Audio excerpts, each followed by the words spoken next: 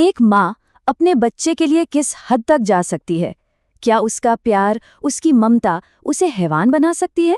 या फिर वो पहले से ही एक हैवान थी जिसने बस प्यार का एक नकाब ओढ़ रखा था? आज हम इसी उलझे हुए, दिल दहला देने वाले सवाल की तह तक जाएंगे। कहानी की शुरुआत होती है इन शब्दों से, और ये शब्द हैं धीरज के। वो हमें ले जा रहा है साल 2005 में, अपने साथ हुई एक ऐसी खौफनाक सच्चाई को बताने जो आज तक एक साये की तरह उसका पीछा कर रही है। तो चलिए कहानी के माहौल में चलते हैं। धीरज और उसकी माँ, जिन्हें वो प्यार से आई बुलाता है, शहर की भीड़भाड़ छोड़कर अपने पुश्तैनी गांव बोरगांव आ जाते हैं। एक पुराना वीरान सा वाड़ा उनका नया घर है। मकसद सीधा सा था, एक नई शांत जिंदगी की शुरुआत। लेकिन यहाँ तक पहुँचने का सफर काफी दर्दनाक रहा है। पहले पिता घर छोड़कर चले गए और फिर कुछ ही वक्त पहले धीरज एक बहुत ही भयानक बाइक एक्सीडेंट का शिकार हुआ। बस इसी सदमे से उभरने के लिए माँ बेटे इस पुरानी हवेली में एक नई उम्मीद के साथ आए थे। इस घर में आते ही खौफ ने दस्तक दे दी। एक रात धीरज को अपने कमरे की खिड़की के ठीक नीचे एक औरत दिखाई देती है। उसकी गर्दन कटी हुई थी और उसकी आंखें, वो आंखें सीधे धीरज को घूर रही थी, जैसे उनमें न जाने कितनी नफरत और गुस्सा भरा हो। धीरज घबरा कर अपनी माँ को सब कुछ बताता है, लेकिन वो इसे उसके दिमाग का वहम कहकर टाल देती है। कहती है एक्सीडेंट की चोट का असर होगा। और बस यहीं पर धीरज के मन में शक का पहला बीज बोया जाता है। क्या जो वो देख रहा है वो सच है या उसके दिमाग का कोई खेल? और ये डर तब और भी पक्का हो गया जब कुछ रातों बाद धीरज ने एक और भयानक नजारा देखा। एक आदमी जिसकी गर्दन कटी हुई थी, वो उसकी पालतू बिल्ली को बेरहमी से मारकर उसका सिर चबा रहा था। नहीं, ये कोई वहम नहीं हो सकता, ये कुछ और ही था, कुछ बहुत ही ज्यादा खौफनाक। अब धीरज का डर धीरे धीरे एक भयानक शक में बदल रहा था। एक ऐसा शक जिसका निशाना कोई और नहीं बल्कि उसकी अपनी माँ थी। वो रात कहानी का सबसे बड़ा मोड़ लेकर आई। धीरज ने अपनी आंखों से कुछ ऐसा देखा जिस पर यकीन करना नामुमकिन था। उसकी माँ, उसकी आई, एक लाश को घसीट रही थी और उसका खून एक पुराने लकड़ी के बक्से पर चढ़ा रही थी।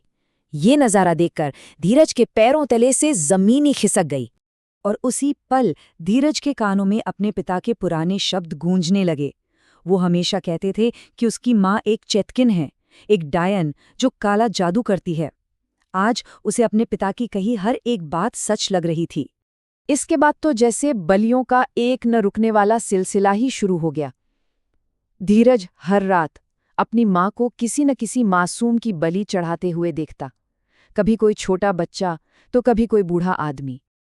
अब धीरज की खिड़की के नीचे उन सभी लोगों की आत्माएं इकट्ठा होने लगीं जिनकी बलि दी गई थी। वो सब खामोशी से, बस गुस्से में उसे ही घूरती रहती थीं, जैसे कह रही हों कि इन सब की मौत का जिम्मेदार वही है। धीरज को अब पूरा यकीन हो गया था, उसकी माँ एक बेरहम डायन है।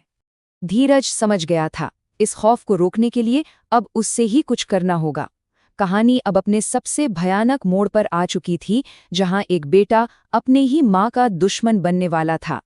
एक रात धीरज ने देखा कि उसकी माँ, जिसे बलि के लिए पकड़कर लाई है, वो कोई और नहीं बल्कि उसकी बचपन की दोस्त शिवानी है।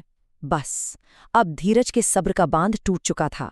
वो अपनी दोस्त को अपनी डायन माँ के हाथों हरगिज मरने नहीं दे सकता था। जब धीरज अपनी माँ के सामने आया तो वो चीखी। उसकी आवाज में एक अजीब सी बेताबी थी। वो कह रही थी, ये आखिरी बलि है, अगर ये पूरी नहीं हुई तो मैं सब कुछ खो दूंगी। धीरज को लगा वो अपनी शैतानी ताकत खोने से डर रही हैं। और फिर वो पल आ गया जिसने सब कुछ हमेशा के लिए बदल दिया। जैसे ही उसकी माँ ने शिवानी पर वार करने के लिए चाकू उठाया, धीरज ने गुस्से और नफरत में अपनी ही माँ पर गोली चला दी। अपनी माँ की जान लेने के बाद धीरज कांपते हुए उस रहस्यमयी लकड़ी के बक्से की तरफ बढ़ा। अब कहानी का वो सच सामने आने वाला था जो धीरज की दुनिया को हमेशा के लिए पलट कर रख देने वाला था। आखिर क्या था उस बक्से में? ऐसा क्या राज था जिसके लिए उसकी माँ इतने कत्ल कर रही थी? धीरज ने कांपते हाथों से उस बक्से को खोला, ये जानने के लिए कि इस सारे फसाद की जड़ आखिर है क्या। बक्से के अंदर धीरज की अपनी लाश थी। जी हाँ, उसकी खुद की लाश। हकीकत ये थी कि धीरज उस बाइक एक्सीडेंट में ही मर चुका था। उसकी माँ कोई डायन नहीं थी, वो तो पाताल तंत्र नाम का एक बहुत पुराना और खतरनाक काला जादू कर रही थी, ताकि वो अपने मरे हुए बेटे को दोबारा जिंदा कर सके। वो सारी बलियां शैतानी ताकत के लिए नहीं, बल्कि अपने बेटे के टूटे हुए शरीर को दोबारा बनाने के लिए दी जा रही थी। और अब सारी तस्वीरें शीशे की तरह साफ हो गई। उसे दर्द क्यों नहीं होता था? क्योंकि वो तो मर चुका था। उसे घर से बाहर जाने की मनाही क्यों थी? क्योंकि वो एक आत्मा था। और वो सारी आत्माएं गुस्से में उसे क्यों घूरती थी? क्योंकि उनकी जान उसी के लिए ली गई थी। शिवानी उसकी माँ को देखकर नहीं, धीरज की आत्मा को देखकर चीखी थी। वो आखिरी बलि उसे वापस जिंदगी दे सकती थी। धीरज को अपनी जिंदगी की सबसे भयानक गलती का एहसास हुआ।